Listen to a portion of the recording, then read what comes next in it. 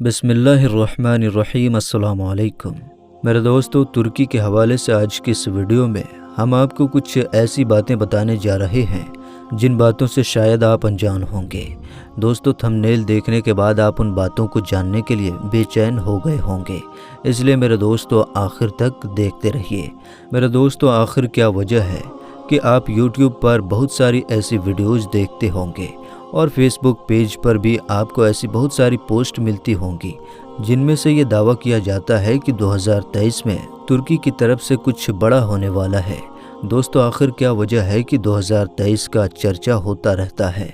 दोस्तों, 2023 में तुर्की क्या करने वाला है और 2023 में तमाम बड़े बड़े इस्लामी दुश्मन मुल्क जो अंदरूनी तौर पर इस्लाम से दुश्मनी रखते हैं वो 2023 से क्यों खौफजदा हैं, क्यों इतना डर रहे हैं, और क्या वजह है कि तुर्की के जो सदर हैं यानी प्रेसिडेंट ऑफ तुर्की रजब तैयब एर्दोगान, वो अक्सर अपनी तकरीरों में कहा करते हैं कि 2023 के बाद तुर्की पहले जैसा नहीं रहेगा। आखिर क्या होगा कि तुर्की पहले जैसा नहीं रहेगा? क्या बदलाव आएगा? क्या वजह है कि लोग ये दावा कर रहे हैं कि आने वाले 4-5 सालों में दुनिया में बहुत कुछ बदलने वाला है? लिहाजा इन तमाम चीज़ों के बारे में आज की इस वीडियो में हम आपको बताएंगे। वीडियो शुरू करने से पहले आपसे बस मेरी एक छोटी सी गुजारिश ये है कि अगर आप हमारे YouTube चैनल पर नए आए हैं तो चैनल को सब्सक्राइब करते हुए बेल आइकॉन भी ज़रूर दबा दें ताकि इसी तरह की वीडियोज़ का नोटिफिकेशन आप तक वक्त पर पहुंचता रहे। मेरे दोस्तों, हमारी हौसला अफजाई के लिए हमारे वीडियोज़ को भी हमेशा ज़रूर लाइक किया कीजिए ताकि हम आपके लिए इसी तरह की वीडियोज़ लाते रहें। मेरे दोस्तों, 2023 को समझने के लिए हमें सबसे पहले 100 साल पीछे यानी 1923 में वापस जाना पड़ेगा। दोस्तों, ये कहानी शुरू होती है 1914 से, जब फर्स्ट वर्ल्ड वॉर यानी पहली जंग शुरू हुई थी। जब फर्स्ट वर्ल्ड वॉर का खात्मा हुआ तो उस वक्त तक करोड़ों लोग अपनी जान गंवा चुके थे। लिहाजा उसका खात्मा होने के साथ साथ इस्लामी दुश्मन मुल्कों को ऐसा मौका भी मिला कि उन लोगों ने मुसलमानों की सबसे बड़ी रियासत और सबसे लंबे वक्त तक चलने वाली रियासत को, जिसे हम खिलाफत उस्मानिया यानी सल्तनत उस्मानिया के नाम से जानते हैं, उसको ख़त्म कर दिया। लिहाजा इतनी बड़ी रियासत और इतनी मजबूत रियासत को ख़त्म करना इतना आसान नहीं था। इसके लिए उन्होंने बहुत पहले से साजिशें रचना शुरू कर दी थी। खिलाफत उस्मानिया के अंदर अपने ही गद्दार और अपने ही जासूसों को बिठा रखा था। अर्तुगरुल गाजी सीरियल देखने वाले अच्छी तरह ये बात जान चुके होंगे कि पहले के दौर का माहौल क्या होता था। जब पहले हमारी सल्तनतें होती थीं तो उसको ख़त्म करने के लिए और उसको कमज़ोर करने के लिए हमारे जितने भी दुश्मन हुआ करते थे वो हमसे जंग के लिए सामने नहीं आया करते थे, क्योंकि उनको पता था कि मुसलमान को हराना इतना आसान नहीं। लिहाजा हमेशा से ही वो लोग वही काम करते थे जो अर्तुगरुल गाजी सीरियल में दिखाया गया है, यानी अंदरूनी तौर पर गद्दारों को ख़रीद लिया करते थे या फिर अपने खुद के आदमियों को जासूस बनाकर उनमें भेजकर उनको कमज़ोर कर दिया करते थे। यही हुआ 1923 में। 1923 में तुर्की के ही लोगों ने गद्दारियाँ की और उनके जो नाम निहाद जासूस भरे हुए थे ईसाई और यहूदी लोगों के, उन लोगों ने भी अपनी चालबाजी जारी रखी, जिसकी वजह से 1923 में खिलाफत उस्मानिया कमज़ोर हुई और जिसके नतीजे में इन लोगों को वो मौका मिल ही गया जिसका इनको बरसों से इंतज़ार था। लिहाजा उन लोगों ने तुर्की के कमज़ोर होने पर उसके सामने ये शर्त रख दी कि अगर तुर्की अपनी सलामती चाहता है तो हम जो कहते हैं उसे मानने के लिए तैयार हो जाए। लिहाजा तुर्की के पास भी सिवाय सर झुकाने के अलावा कोई चारा नहीं था। लिहाजा इन तमाम बातों के नतीजे में एक मुआहदा हुआ।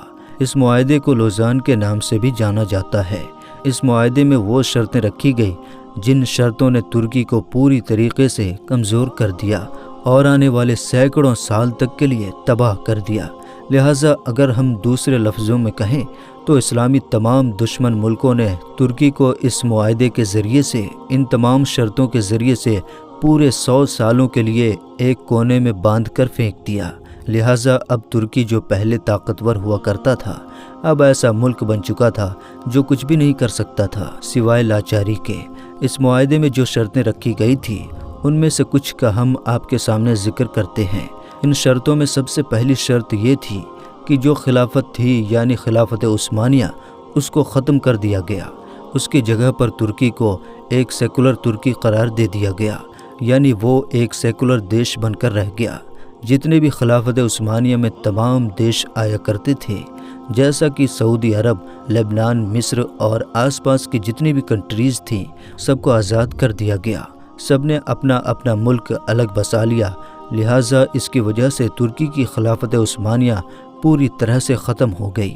ترکی کی خلافت عثمانیہ کے جو آخری سلطان تھے، ان کو ان کے پورے خاندان کے ساتھ ملک سے باہر نکال دیا گیا، تاکہ یہ لوگوں کے ساتھ مل کر دوبارہ ہمارے خلاف بغاوت نہ کر دیں۔ لہٰذا ان کو باہر نکالنے کے بعد کچھ اور شرطیں لگائی گئی، جن شرطوں میں سے کچھ شرطیں اس طرح ہیں۔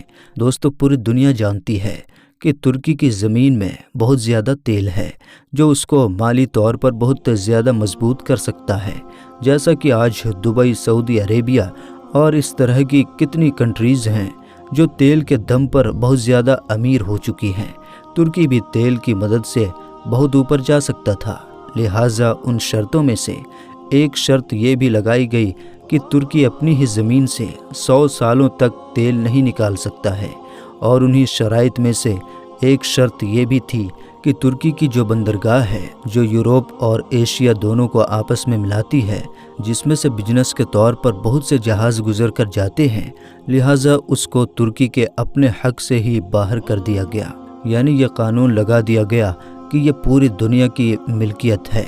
اب ترکی 100 سالوں تک اس بندرگاہ سے گزرنے والے جہازوں سے کوئی بھی ٹیکس وصول نہیں کر پائے گا۔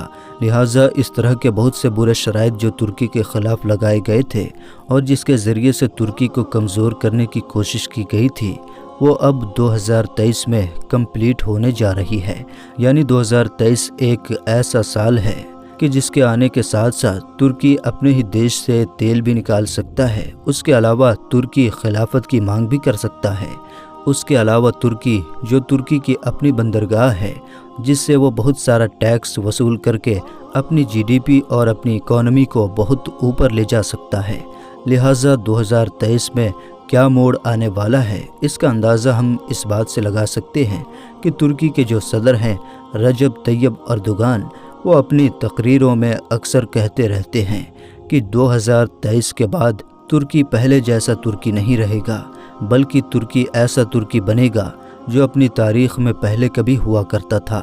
لہٰذا ہم سبھی جانتے ہیں کہ خلافت عثمانیہ کی تاریخ کیا ہے۔ خلافت عثمانیہ ارطغرل غازی کے دور سے جو نکل کر آئی تھی، وہ ترکی سلطنت ہی تھی۔ ترکی کے چھوٹے سے لوگوں نے، ایک قبیلے میں بسنے والے لوگوں نے اس سلطنت کی بنیاد رکھی تھی، اور پوری دنیا میں اسلام کا پرچم لہرایا تھا۔ یہ اسلام کی سب سے بڑی سلطنت تھی۔ لہٰذا سب سے بڑی اور سب سے اہم بات یہ ہے کہ یورپین کنٹریز یا پھر امریکہ جیسے جتنے بھی اسلامی دشمن ملک ہیں، ان لوگوں کو کوئی بھی اتنی بڑی ٹینشن نہیں ہوتی اگر رجب طیب اردوغان ترکی کے صدر نہیں ہوتے۔ لیکن دقت کی بات یہ ہے کہ 2023 آنے کے ساتھ ساتھ سب سے بڑی مشکل یہ ہے کہ اب ترکی کے صدر رجب طیب اردوغان ہیں، جو کہ ایک اسلامی کٹر سوچ رکھتے ہیں، اور جن کا نظریہ یہ ہے کہ اسلام نہیں تو کچھ نہیں۔ لہٰذا یہی وجہ ہے کہ وہ لوگ ابھی سے ہی ترکی کے خلاف بڑی بڑی سازشیں رچ رہے ہیں، اور 2023 سے پہلے ہی ترکی کو کسی طرح سے ان تمام چیزوں سے روکنے کی کوشش کر رہے ہیں۔ ابھی کچھ سال پہلے ہی ترکی کی فوج کے ذریعے سے رجب طیب اردوغان کا جو تختہ پلٹ کرنے کی کوشش کی گئی تھی، وہ بھی اسلامی دشمن ملکوں کی طرف سے ہی ایک خفیہ رنجش تھی، جس کا خلاصہ بعد میں ہوا تھا۔ لہٰذا یہ کہنا بالکل ممکن نہیں ہے کہ 2023 کے بعد کیا ہوگا یا کیا نہیں ہوگا، لیکن اتنا ضرور کہہ سکتے ہیں کہ یقیناً 2023 کے بعد ترکی پہلے جیسا ترکی بالکل نہیں رہے گا۔ یقیناً بہت کچھ بدلاؤ آئیں گے۔ تو دوستو، کیسی لگی یہ ویڈیو نیچے کامنٹ باکس میں ضرور بتائیں۔